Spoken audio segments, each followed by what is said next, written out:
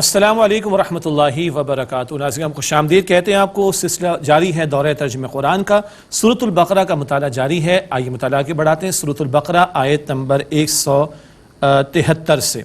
اعوذ باللہ من الشیطان الرجیم، بسم اللہ الرحمن الرحیم۔ انما حرم علیکم المیتۃ والدم ولحم الخنزیر وما اہل بہ لغیر اللہ، بے شک اللہ تعالیٰ نے تم پر حرام فرمایا ہے مردار اور خون اور سور کا گوشت اور وہ کہ جس پر اللہ کے سوا ذبح کے وقت کسی اور کا نام پکارا گیا ہو۔ یہ ہے جو چار باتوں کی حرمت کا ذکر یہاں آیا اور چار ہی مرتبہ قرآن پاک میں آیا ہے۔ اس سے یہ مراد نہیں ہے کہ چار ہی باتیں حرام ہیں جیسے کہ بعض لوگوں کو مغالطہ ہو گیا، نہیں، جس وقت قرآن پاک نازل ہو رہا تھا یہ چار باتیں بڑی رائج تھیں اس ماحول میں، تو ان چار باتوں کا خصوصی طور پر ذکر کیا جا رہا ہے۔ مردار حرام ہے، تفصیل مزید آئے گی سورۃ المائدہ میں انشاءاللہ۔ خون حرام ہے، مراد بہتا ہوا خون، سورۃ الانعام میں تفصیل آئے گی انشاءاللہ۔ سور کا گوشت حرام ہے اور بھی تفصیل آ جائے گی، اور وہ ذبیحہ جس پر اللہ کے سوا کسی اور کا نام پکارا گیا ہو، جیسے کہ بتوں کے لیے، غیر اللہ کے لیے لوگ ذبح کرتے تھے۔ ان چار باتوں کی حرمت کا ذکر یہاں ہے اور مزید 3 مقامات پر اور آئے گا۔ ہاں، فمن اضطر غیر باغ ولا عاد فلا اثم علیہ، پس جو مجبور ہو جائے مگر سرکشی کرنے والا نہ ہو اور نہ وہ حد سے تجاوز کرے تو اس پر کوئی گناہ نہیں۔ ان اللہ غفور رحیم، بے شک اللہ تعالی بہت بخشنے والا نہایت رحم فرمانے والا ہے۔ کسی کی جان پر بن آئے اور حرام کے سوا کچھ اور دستیاب نہ ہو تو جان بچانا اہم بات ہے، اس قدر استفادہ کر لے جس سے جان بچ جائے، سرکشی کا ارادہ نہیں، حد سے تجاوز نہ کرے، اور مجبور ہو گیا ہے تو یہ کر سکتا ہے، اس کی گنجائش عطا کی گئی۔ دین ہمارا بڑا پیارا ہے اور بڑا پریکٹیکل دین ہے، اللہ اکبر۔ اللہ ہمیں اس دین کی قدر کرنے اور اس کے احکامات پر عمل کرنے کی توفیق عطا فرمائے۔ اب بتایا جا رہا ہے کہ جو اہل مذہب میں برے لوگ ہوتے ہیں جیسے کہ علماء سو، وہ کون سا حرام کھاتے ہیں اس کا ذکر آ رہا ہے۔ ان الذین یکتمون ما انزل اللہ من الکتاب، بے شک جو لوگ چھپاتے ہیں وہ جو اللہ نے کتاب میں سے نازل فرمایا، ویشترون بہ ثمنا قلیلا، اور اس سے وصول کرتے ہیں تھوڑی سی قیمت، دنیا کے ٹکوں کی خاطر، مال کی خاطر، اللہ کی کتاب میں تبدیلی۔ علماء یہود کا ذکر پہلے آ چکا۔ اولئک ما یأکلون فی بطونہم الا النار، یہ وہ لوگ ہیں جو اپنے پیٹوں میں صرف آگ بھرتے ہیں۔ ولا یکلمہم اللہ یوم القیامۃ ولا یزکیہم، اور اللہ تعالیٰ ان سے قیامت کے دن کلام نہیں فرمائے گا اور نہ انہیں پاک کرے گا، مراد ہے کہ ان کے گناہ نہیں بخشے جائیں گے، ان کے لیے جہنم ہے۔ ولہم عذاب علیم، اور ان کے لیے دردناک عذاب ہے۔ یہ ذکر بار بار آتا رہا۔ دنیا کی تھوڑی سی قیمت یعنی چند ٹکے کما کر اللہ کے دین کے ساتھ دین فروشی کا معاملہ کرنے والے، ان کے لیے جہنم کی آگ۔ اولئک الذین اشتروا الضلالۃ بالہدی والعذاب بالمغفرہ، یہ وہ لوگ ہیں جنہوں نے ہدایت کے بدلے گمراہی مول لی اور مغفرت کے بدلے عذاب مول لیا۔ فما اصبرہم علی النار، تو کس قدر وہ آگ پر اتنے صبر کرنے والے ہیں۔ اللہ اکبر کبیرہ۔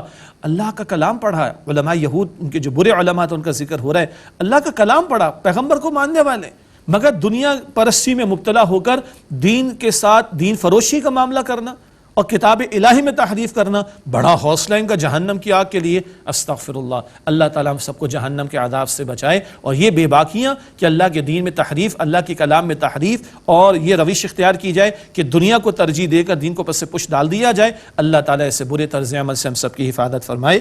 ذالک بان اللہ نزل الکتاب بالحق، یہ اس لیے کہ اللہ تعالیٰ نے حق کے ساتھ کتاب کو نازل فرمایا۔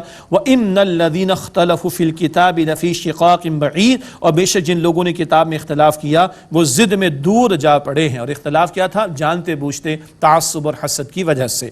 اس کے بعد اگلا رکوع شروع ہوتا ہے اور بڑی قیمتی آیت آ رہی ہے، یہ دوسری طویل آیت ہے۔ پہلے آیت الآیات، نشانیوں والی آیت، آیت 164 تھی۔ اب آیت البر، وہ آیت جس میں نیکی کی حقیقت کو اللہ تعالیٰ نے بیان فرمایا، اور بہت جامع آیت ہے قرآن پاک کی۔ نیکی کا تصور کیا ہے حقیقتاً، نیکی کی روح کیا ہے، اور نیکی کے مظاہر کیا ہیں، نیکی کے عمل میں پہلے کیا اور بعد میں کیا ہے، اور نیکی کا اعلیٰ ترین معاملہ، چوٹی کا معاملہ کیا ہے، یہ سارے مباحث ایک ہی آیت کریمہ میں آ رہے ہیں۔ پس منظر وہ ذہن میں رکھیے گا، یہود نے کیا اعتراض کر دیا، یہ مسلمانوں کا قبلہ بدل گیا، او ہو ان کی تو نمازیں ضائع ہو گئیں۔ یہ ذرا ظاہر میں اونچ نیچ ہو جائے تو برائی کا پہاڑ بنا لینے والا معاملہ، شارٹ سائٹڈ مینٹالٹی، اس کی نفی ہے جو اس مقام پر کی جا رہی ہے۔ ارشاد ہوا لیس البر ان تولوا وجوہکم قبل المشرق والمغرب، نیکی صرف اسی بات کا نام نہیں ہے کہ تم اپنے چہرے مشرق یا مغرب کی طرف پھیر لو، ہاں نیکی یہ بھی ہے کہ قبلہ رخ ہو کر نماز ادا کی جائے، لیکن صرف یہی نیکی نہیں ہے کہ ظاہر کے ایک عمل کو تم کل نیکی سمجھ بیٹھو، نہیں، اب نیکی کا جامع تصور بیان ہو رہا ہے۔ وَلَٰكِنَّ الْبِرَّ مَنْ آمَنَ بِاللَّهِ وَالْيَوْمِ الْآخِرِ وَالْمَلَائِكَةِ وَالْكِتَابِ وَالنَّبِيِّينَ، بلکہ نیکی تو اس کی ہے جو اللہ پر ایمان لایا اور آخرت کے دن پر اور فرشتوں پر اور کتابوں پر اور انبیاء پر۔ نیکی کرنے والے کی نیت کا معاملہ ہے، نیک عمل ہے لیکن ایمان نہ ہو تو قابل قبول نہیں، نیک عمل ہے مگر دکھاوا تو قابل قبول نہیں۔ نیکی سے زیادہ نیکی کرنے والے کی نیکی کے پیچھے اس کا موٹیو کیا ہے، نیت کیا ہے، یہ اہم بات ہے۔ اور نیکی کے بیان میں پہلے ایمان کا ذکر آیا۔ ایمان وہ شے ہے جو بندے کو نیکی پر آمادہ کرتی ہے۔ اگر نتائج سامنے نہیں بھی آ رہے محنتوں کے تو بندہ مایوس نہیں ہوگا، اصل اجر تو آخرت میں مل رہا ہے، نیکی میں آگے بڑھتا چلا جائے گا۔ تو ایمان نیکی کی روح ہے جو اس کو نیکی کی طرف بندے کو آمادہ کرتا ہے، تو ایمانیات کا ذکر پہلے آیا۔ اچھا، ایمان ہو تو نیکی میں سب سے پہلے کیا نظر آئے گا؟ سبحان اللہ، اس مقام پر انسانی ہمدردی کے جذبے کو اللہ تعالیٰ ذکر فرما رہا ہے۔ فرمایا وَآتَ الْمَالَ عَلَى حُبِّهِ ذَوِي الْقُرْبَى وَالْيَتَامَى وَالْمَسَاكِينَ وَابْنَ السَّبِيلِ وَالسَّائِلِينَ وَفِي الرِّقَابِ، اور اس نے اللہ تعالیٰ کی محبت میں مال خرچ کیا رشتہ داروں پر اور یتیموں پر اور مسکینوں پر اور مسافروں پر اور سوال کرنے والوں پر اور گردنوں کے آزاد کرانے میں۔ یہ ایک ترجمانی ہے، اللہ کی محبت کی وجہ سے مال خرچ کرنا، کس پر؟ رشتہ داروں پر، یتیموں پر، مسکینوں پر، مسافروں پر، سوال کرنے والوں پر، گردنوں کے آزاد کرانے میں مختلف کیٹیگریز بتائی گئیں۔ مجموعی بات کیا ہے؟ مال خرچ کرنا، کس پر؟ مخلوق خدا پر، انسانیت کے لیے ہمدردی کا ہونا۔ ایمان کے بعد نیکی کے مظاہر میں مینیفیسٹو میں پہلی بات کیا ہے؟ انسانی ہمدردی کا جذبہ۔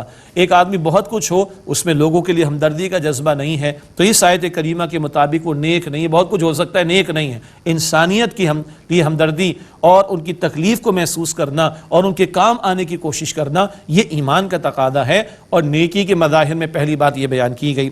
اس کے بعد فرمایا وَأَقَامَ الصَّلَاةَ وَآتَى الزَّكَاةَ، اور اس نے نماز قائم کی اور زکوٰۃ ادا کی۔ یہ پلرز آف اسلام آ گئے، نماز کا ذکر بھی آ گیا، زکوٰۃ کا ذکر بھی آ گیا۔ حقوق العباد بھی ادا کرنے، حقوق اللہ بھی ادا کرنے۔ کچھ لوگ حقوق العباد میں بہت آگے اور حقوق اللہ میں زیرو، یہ آدھا کام کر رہے ہیں۔ کچھ لوگ حقوق اللہ تو ادا کر رہے ہیں مگر حقوق العباد میں زیرو، یہ بھی آدھا کام کر رہے ہیں۔ دونوں کو پورا کام کرنا چاہیے۔ اور نماز کیا ہے؟ ایمان کی آبیاری کا ذریعہ۔ نماز قائم ہوگی آداب کے ساتھ، ایمان میں بڑھوتری ہوگی، نیکی کا جذبہ پروان چڑھتا رہے گا۔ زکوٰۃ کیا ہے؟ سالانہ ریمائنڈر ہے، زکوٰۃ کافی نہیں، زکوٰۃ سالانہ ریمائنڈر ہے کہ مال راہ خدا میں خرچ ہونا چاہیے، زکوٰۃ کے علاوہ بھی خرچ ہونا چاہیے۔ اس آیت کریمہ کو تلاوت فرما کر نبی اکرم صلی اللہ علیہ وسلم نے فرمایا تھا ان فی المال لحق سوی الزکاۃ، بے شک مال میں زکوٰۃ کے علاوہ بھی حصہ مقرر ہے، تو زکوٰۃ تک محدود نہ رہیں، زکوٰۃ سے آگے بڑھ کر بھی خرچ کرنا چاہیے اللہ تعالیٰ کی راہ میں۔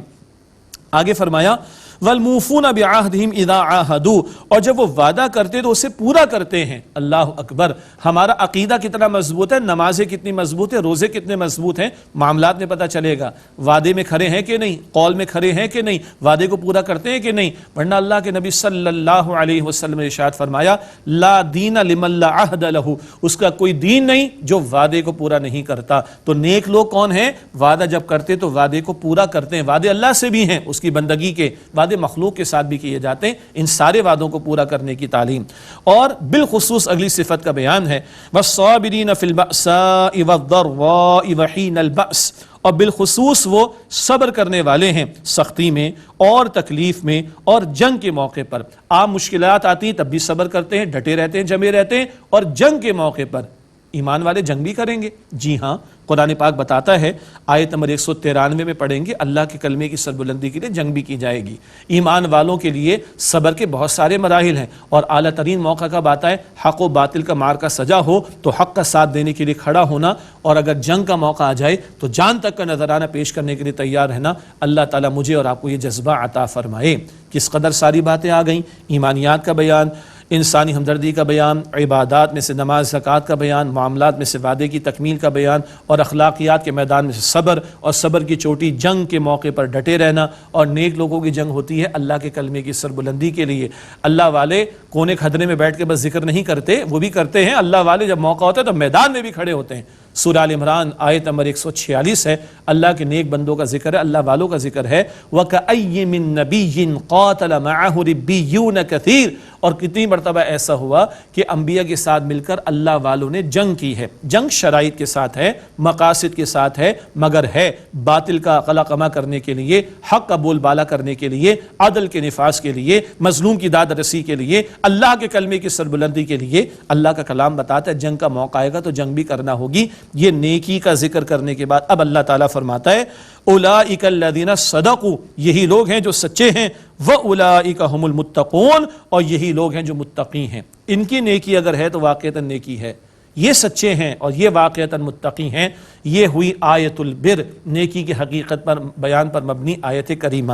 آگے اللہ تعالیٰ ارشاد فرما رہا ہے قصاص کے بارے میں۔ قصاص، قاتل کو سزا کے طور پر جرم ثابت ہو تو قتل کیا جائے، اس کی حکمتیں بھی قرآن بیان فرما رہا ہے اور اس کی طرف توجہ بھی قرآن پاک دلا رہا ہے۔ ارشاد ہوا یا ایھا الذین آمنوا، اے وہ لوگ جو ایمان لائے ہو، کتب علیکم القصاص فی القتل، تم پر فرض کیا گیا ہے مقتولوں کے بارے میں قصاص کا معاملہ، یعنی قاتل سے سزا لینا۔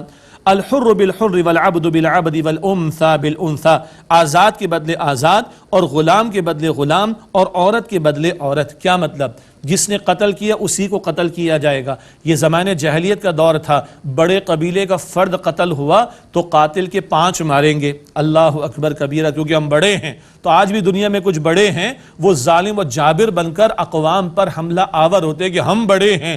یہ ظالم اور جابر قسم کے لوگوں کا طرز عمل اللہ کا کلام نفی کرتا ہے اس کی، اور اگر انسانوں کے یہ درجے مقرر کر دیے جائیں تو تمدن کی جڑ کٹے گی، انسانیت بربریت اور ظلم کا شکار ہوتی چلی جائے گی۔ نہیں، جو قاتل ہے وہی سزا کے طور پر قتل ہوگا، آزاد کے بدلے آزاد اور غلام کے بدلے غلام اور عورت کے بدلے عورت۔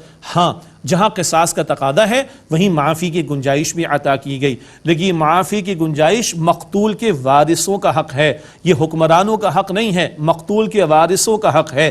فَمَنْ عُفِيَ لَهُ مِنْ أَخِيهِ شَيْءٌ فَاتِّبَاعٌ بِالْمَعْرُوفِ وَأَدَاءٌ إِلَيْهِ بِإِحْسَانٍ، پس جسے اس کے بھائی کی طرف سے کچھ معاف کر دیا جائے تو وہ معروف طریقے کے مطابق پیروی کرے، یعنی معافی اگر دی جا رہی ہے تو خوب بہا ادا کرے۔ اور کتنا پیارا لفظ اللہ تعالیٰ قرآن پاک میں لایا، من اخی، اس کے بھائی کی طرف سے۔ ارے سارے انسان تو ہو، اور اگر مسلمان ہے تو ایمان کے رشتے سے تم بھائی بھائی بھی ہو۔ ایک اپیل ہے، ایک بڑا پیارا انداز ہے معافی کی طرف توجہ دلانے کا۔ کیا پیارا توازن اللہ کا دین عطا فرما رہا ہے، ایک طرف سزا کے نفاذ کا تقاضا بھی اور ایک طرف معافی کی گنجائش بھی اس مقام پر عطا کی جا رہی ہے۔ تو جسے اس کے بھائی کی طرف سے کچھ معاف کر دیا جائے تو معروف طریقے کے مطابق پیروی کرے، وَأَدَاءٌ إِلَيْهِ بِإِحْسَانٍ، اور اسے اچھے طریقے سے ادا کرے، جس کو بلڈ منی کہا جاتا ہے، خوب بہا ادا کرنا ہوگا۔ ذَلِكَ تَخْفِيفٌ مِّن رَبِّكُمْ وَرَحْمَةٌ، یہ تمہارے رب کی طرف سے رعایت اور رحمت ہے کہ چلو ایک جان تو چلی گئی، دوسری تو نہ جائے۔ قاتل کو معاف کر دیا گیا تو وہ اس کے لیے تخفیف ہے، آسانی اور رحمت ہے، البتہ وہ خوب بہا بلڈ منی کو ادا کرے مقتول کے ورثاء کو۔ فَمَنِ اعْتَدَىٰ بَعْدَ ذَلِكَ فَلَهُ عَذَابٌ علیم، پس جس نے اس کے بعد زیادتی کی تو اس کے لیے دردناک عذاب ہے۔ ارے بھائی معاف کر دیا، خوب بہا لے لیے، اب تو قاتل سے دشمنی نہ کرو، یا قاتل کو معافی دی جا رہی مقتول کے ورثاء کی طرف سے تو وہ لے تو لال نہ کرے بلکہ ادا کرے خوب بہا کو، زیادتی کوئی بھی نہ کرے۔ فرمایا کہ جو اس کے بعد بھی زیادتی جس نے کی فَلَهُ عَذَابٌ علیم، تو اس کے لیے دردناک عذاب ہے۔ یہ تو ہوا معافی کی گنجائش کا معاملہ، لیکن جہاں معافی کا معاملہ نہیں ہے وہاں قصاص کا حکم لاگو ہوگا۔ جرم ثابت ہو جائے تو وقت کی اتھارٹی کے تحت ایگزیکیوشن کا معاملہ ہوگا، قاتل کو سزا کے طور پر قتل کیا جائے گا۔ اس حکم کو قصاص کا حکم کہا گیا ہے، اور اس کی حکمت اللہ تعالیٰ بیان فرما رہا ہے اگلی آیت کریمہ میں۔ ارشاد ہوا وَلَكُمْ فِي الْقِصَاصِ حَيَاةٌ يَا أُولِي الْأَلْبَابِ لَعَلَّكُمْ تَتَّقُونَ، اور اے عقل والو تمہارے لیے قصاص کے حکم میں زندگی ہے تاکہ تم بچ سکو۔ کیا زندگی ہے؟ اگر اس سزا کا نفاذ کا فیصلہ ہے اللہ کی طرف سے اور لوگوں کو معلوم ہے تو لوگ قتل کرنے سے بچیں گے، جان بچ گئی نا۔ اور اگر جس نے قتل کیا اس کو سزا دی جائے گی اور علی الاعلان سزا دی جانی چاہیے تو کروڑوں لوگوں کو عبرت ہوگی، کوئی قتل کرنے کی جرت نہیں کرے گا، زندگی مل جائے گی۔ ہاں کہ نہ؟ جی آج لوگوں کا حال کیا ہے؟ ان کو قاتلوں سے، لٹیروں سے، چوروں سے، ڈاکوؤں سے بڑی ہمدردی. بیچارہ قتل ہو جائے گا، بیچارے چور کے، بیچارہ چور، بیچارہ قاتل، جس کو قتل کیا اس کے ورثاء کا تمہیں کوئی لحاظ نہیں، جس کا مال لوٹا تمہیں اس کا کوئی پاس نہیں. آج عجیب لوگ ہیں جن کو ظالموں، جابروں، چوروں، ڈاکوؤں، قاتلوں سے ہمدردی ہے. اللہ فرماتا ہے کہ نہیں، اس قصاص کے حکم میں تمہارے لیے کیا ہے؟ زندگانی ہے، اور لوگوں کی جانیں محفوظ رہیں گی. اور یہ نہ ہو تو پھر دشمنیوں کا دائرہ بڑھتا چلا جائے گا. آج اس نے اس کو قتل کیا، وہ اس کا بھائی اس کو قتل کرے گا، اس کا چچا اس کو قتل کرے گا، نہ ختم ہونے والا سلسلہ رہے گا. نہیں، قصاص کے حکم میں کیا ہے؟ زندگانی ہے. لعلکم تتقون، تاکہ تم بچ سکو. یہاں بچنے سے مراد قتل و غارت گری سے اور تباہی سے بچ سکو. اگلی آیت کریمہ میں وصیت کے تعلق سے ایک حکم آ رہا ہے، البتہ وہ منسوخ ہے کیونکہ بعد میں ناسخ حکم آ چکا ہے. سورہ نساء آیت نمبر 11 اور 12 میں اولین حکم وصیت کے بارے میں آ رہا ہے. کتب علیکم اذا حضر احدکم الموت ان ترک خیرا الوصیۃ للوالدین والاقربین بالمعروف. تم پر فرض کیا گیا ہے کہ جب تم میں سے کسی کو موت کا معاملہ پیش آئے، اگر وہ مال چھوڑے تو وصیت کرے ماں باپ کے لیے اور رشتہ داروں کے لیے بھلے طریقے پر، معروف طریقے کے مطابق. حقا علی المتقین، یہ لازم ہے متقین پر، پرہیزگاروں پر. کیا مطلب؟ بھائی وصیت کر جاؤ والدین کے لیے، رشتہ داروں کے لیے. لیکن جیسے کہ عرض کیا گیا قرآن پاک میں بھی تدریجاً کچھ احکامات آئے، اور اہل علم مفسرین نے واضح طور پر بیان فرما دیا کہ سورہ نساء آیت نمبر 11 اور 12 میں وراثت سے متعلق احکامات آ گئے. والدین کا حصہ کیا ہوگا، اولاد کا حصہ کیا ہوگا، شوہر کا حصہ کیا ہوگا، بیوی کا حصہ کیا ہوگا، بہن بھائیوں کا حصہ کیا ہوگا. اللہ تعالیٰ نے وہ حصے مقرر فرما دیے. تو اب یہ حکم منسوخ ہے، یعنی یہ ایبروگیٹڈ ہے، اور وہ حکم ناسخ ہے النساء آیت نمبر 11 اور 12. تو ورثاء کے حصے تو اللہ تعالیٰ نے مقرر فرما دیے. ہاں، حدیث مبارک میں بخاری شریف کی بھی روایت ہے، نبی اکرم صلی اللہ علیہ وسلم نے ارشاد فرمایا غیر وارث کے لیے وصیت ہو سکتی ہے، وارثوں کے حصے اللہ تعالیٰ نے مقرر فرما دیے. اور 1/3 مال تک، 1/3 آف جو بھی مال بچا ہے چھوڑے جا رہا ہے ایک شخص، 1/3 مال کے حد تک وصیت ہو سکتی ہے اور غیر وارث کے لیے. باقی مزید تفصیلات تفاسیر میں دیکھیے، اور جو موقع ایسا آئے تو علماء سے ہمیں مسائل سیکھ لینے چاہیے. فرمایا کہ حقا علی المتقین، یہ لازم ہے متقین کے لیے. ہاں، فمن بدلہ بعد ما سمعہ فانما اثمہ علی الذین یبدلون، پھر جو کوئی اسے بدل دے اس کے بعد کہ اس نے اس کو سنا تو اس کا گناہ صرف ان لوگوں پر ہے جنہوں نے اسے بدلا. وصیت کرنے والا صحیح وصیت کر گیا، بعد میں کسی نے گڑبڑ کی ہے تو جو گڑبڑ کر رہا ہے، رد و بدل کر رہا ہے، کسی کا حق مار رہا ہے، وہ ذمہ دار و گنہگار ہوگا. ان اللہ سمیع علیم، بے شک اللہ تعالیٰ خوب سننے والا، علم رکھنے والا ہے. فمن خاف من موص جنفا او اثما فاصلح بینہم فلا اثم علیہ، پس جو کوئی وصیت کرنے والے کی طرف سے طرفداری یا گناہ کا خوف کرے پھر صلح کرا دے ان کے درمیان تو اس پر کوئی گناہ نہیں. ان اللہ غفور رحیم، بے شک اللہ تعالیٰ بہت بخشنے والا، رحم فرمانے والا ہے. کبھی ایسا محسوس ہوا کہ وصیت کرنے والے نے کوئی طرفداری کر دی، جانبداری برتی، کسی کے ساتھ زیادتی کر لی، اور ایک شخص محسوس کرتے تو ظلم ہو گیا، تو وہ ورثاء کو جمع کرے، باہمی مشاورت کرے، اصلاح کا پہلو سامنے رکھے، اور جو زیادتی کا پہلو اس کا ازالہ کرنے کی کوشش کرے. تو اس صورت میں اگر وصیت کو بدلا جاتا ہے، کیوں؟ ظلم ہوا، زیادتی ہوئی، اور اگر مشاورت کے ساتھ اصلاح کی جاتی ہے تو کوئی حرج کی بات نہیں. ان اللہ غفور رحیم، بے شک اللہ تعالیٰ بہت بخشنے والا، نہایت رحم فرمانے والا ہے. ناظرین کرام، اس کے بعد سورۃ البقرہ کا 23واں رکوع ہے، اور یہ 23واں رکوع بڑا منفرد ہے. یہاں ماہ رمضان کے روزوں کی فرضیت، اس کی حکمتیں اور کچھ احکامات کا بیان ہے. قرآن پاک میں نماز، زکوٰۃ اور حج، عمرہ، قربانی، ان عبادات کا ذکر جا بجا آیا ہے، لیکن ماہ رمضان کے فرض روزے اور اس سے متعلقہ امور کا بیان اسی ایک مقام پر رکوع نمبر 23 میں آ رہا ہے. ارشاد ہوا سورہ البقرہ کی آیت نمبر 183، یا ایھا الذین آمنوا کتب علیکم الصیام کما کتب علی الذین من قبلکم لعلکم تتقون، اے ایمان والو تم پر روزہ رکھنا فرض کیا گیا ہے جیسے کہ تم سے پچھلے لوگوں پر فرض کیا گیا تاکہ تم میں تقوی پیدا ہو جائے. ایمان والوں سے خطاب ہے، بھئی روزہ رکھو، اللہ کا حکم ہے جی. اور یہ کوئی نئی عبادت نہیں مشقت والی جو تم پر لازم کی گئی، تم سے پچھلے لوگوں پر بھی روزہ فرض کیا گیا، انہوں نے بھی رکھا، تم بھی رکھو. حکمت کیا بتائی گئی؟ لعلکم تتقون، تاکہ تم میں تقوی پیدا ہو. قرآن پاک کے شروع میں ہم نے کیا پڑھا تھا؟ ھدی للمتقین، قرآن متقین کے لیے ہدایت ہے. ٹھیک ہے، روزے سے کیا ملے گا؟ تقوی. روزہ رکھ کر تقوی حاصل کرو، تب قرآن پاک سے ہدایت ملے گی. سبحان اللہ، روزہ رکھ کر تقوی پیدا کرو تو کوالیفائی کرو گے to get the guidance from the holy Quran. Allah اکبر. تو تقوی کیا ہے؟ خوف خدا کا دل میں ہونا. اور 7 پردوں میں بھی ہوں، روزے کی حالت میں کھاتے ہیں پیتے نہیں، کوئی نہیں دیکھ رہا، چپکے سے کھاتے نہیں کھاتے، کیوں؟ اللہ دیکھ رہا ہے. تو بھائی یہ پوری زندگی اللہ تعالیٰ دیکھتا ہے. اچھا روزے میں حلال چھوڑ دیتے ہیں، کھانا پینا زوجین کا تعلق چھوڑ دیتے ہیں، اللہ کہتا ہے حرام کو تو چھوڑ دو. یہ ہے جو تقاضا کیا جا رہا ہے. تو روزے کی حکمت کیا ہے؟ تاکہ تم میں تقوی پیدا ہو. ایام معدودات، گنتی کے چند دن ہیں. ہاں روزے کی فرضیت بھی گریجولی آئی. مشہور رائے جو مفسرین نے بیان فرمائی اس کے مطابق اول ہر مہینے میں 3 روزے لازم کیے گئے اول. اور رمضان کے روزوں کی فرضیت کا ذکر آیت نمبر 185 میں بعد میں آئے گا. تو اول ہر مہینے کے 3 روزوں کی فرضیت لازم کی گئی اور اس میں بھی کچھ رعایتیں عطا کی گئیں. یہ ان کی طرف اشارہ ہے. ایام معدودات، گنتی کے چند دن ہیں. فمن کان منکم مریضا او علی سفر، پس تم میں سے جو کوئی بیمار ہو یا حالت سفر میں ہو، فعدۃ من ایام اخر، تو گنتی پوری کرے بعد کے دنوں میں. وعلی الذین یطیقونہ فدیۃ طعام مسکین، اور ان پر کہ جو طاقت رکھتے ہیں اور روزہ مراد نہیں رکھنا چاہ رہے، ایک نادار کو کھانا کھلانا ہوگا فدیے کے طور پر. یہ ایک رائے کے مطابق ترجمہ جو امت کے اکثر علماء نے ترجمہ و تشریح کی ہے.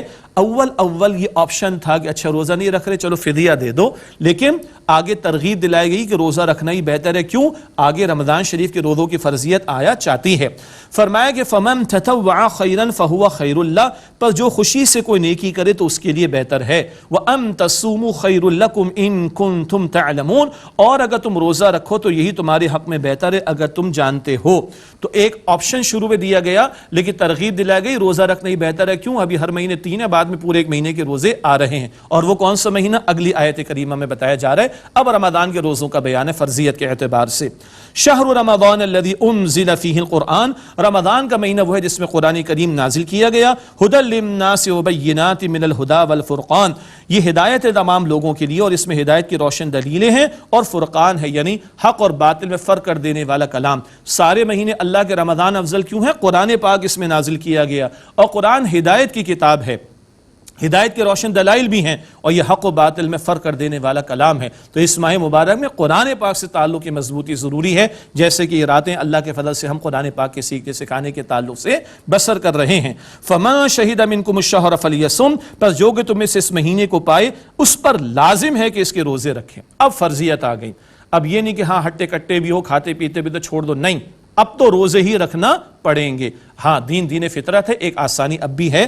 ومن کان مریضا او علی سفر فعدۃ من ایام اخر، اور جو بیمار ہو یا سفر کی حالت میں ہو تو بعد کے دنوں میں گنتی پوری کر لے. بیماری ایسی کہ نقصان کا اندیشہ ہے، بیماری بڑھ جائے گی، جان کو خطر، چھوڑ دو. سفر مشقت والا ہوتا ہے، بعد میں قضا کرنا ہوں گے. اور ایسی خواتین کے جو مخصوص ایام کے معاملات ہیں یا پریگننسی کا معاملہ، بچے کو فیڈ کرانے کا معاملہ تفصیل ہے، ان کے لیے بھی گنجائش بعد میں قضا کرنی ہوگی. اللہ کا دین بڑا پیارا ہے، آسانیاں عطا کی گئیں.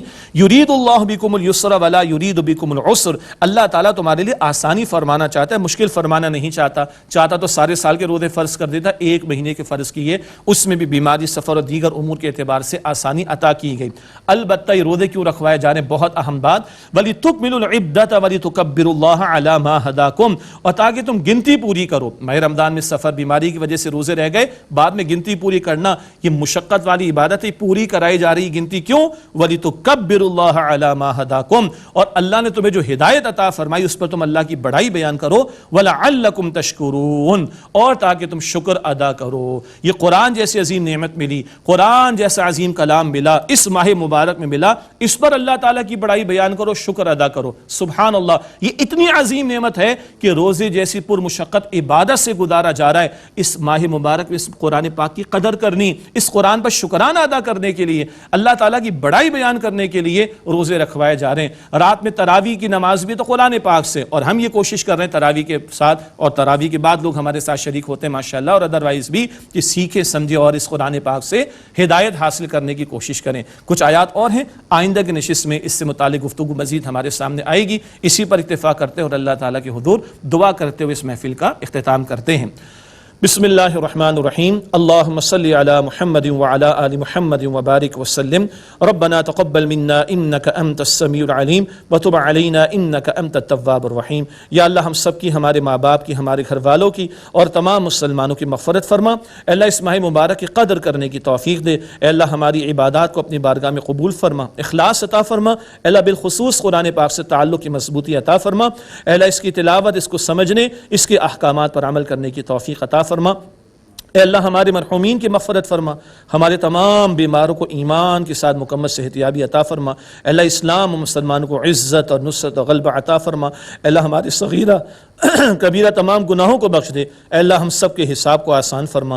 اے اللہ جہنم سے آزاد فرما دے۔ اے اللہ ہم سب کو جنت الفردوس عطا فرما۔ اے اللہ ہم سب سے راضی ہو جا۔ اے اللہ ہم سب سے راضی ہو جا۔ اے اللہ ہم سب سے راضی ہو جا۔ وصلی اللہ علی النبی الکریم وعلی آلہ واصحابہ اجمعین، آمین برحمتک یا ارحم الراحمین۔